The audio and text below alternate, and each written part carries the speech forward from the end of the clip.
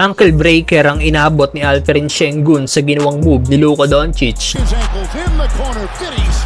Lupit naman ng one-legged 3-point shot ni LBJ para ibit ang shot clock. Gusto ng sapakin ni Luka ang referee matapos hindi natawagan ng foul ang Houston Rockets.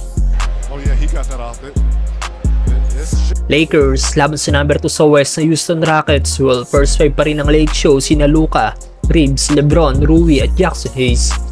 Well, first quarter, una nakapuntos sa Lakers ay si Luka Doncic na nakagawa ng end 1.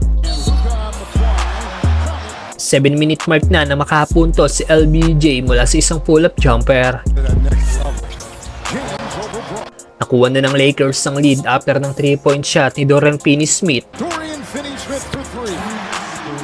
Butata naman ang inabot ni Amen Thompson kay LBJ at hindi napigilan ng Rockets ang ginawang pag-atake sa basket ni Luka Doncic.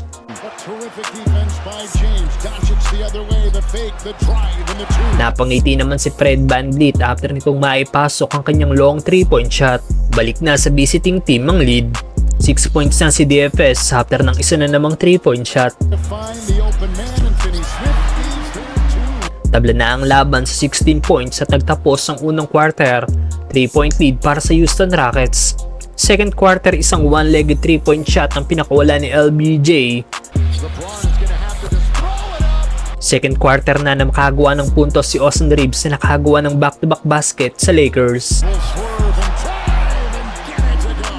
Nakapuntos din si Gabe Vincent na nakagawa ng isang corner 3-point shot. Hindi pa tapos si GB na sa kabilang corner naman nagpakawala ng isang tres. Ganun pa man, hindi pa rin magawang makalamang ng Lakers sa Rockets. 10 points na si Luka after ang ginawa niyang end 1.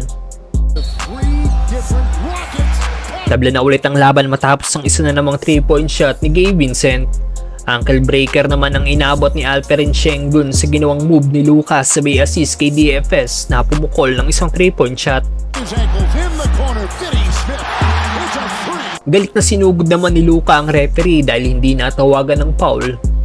Ang Rockets, nireview ng official ang play at nabigyan ng 2 free throw ang Lakers superstar.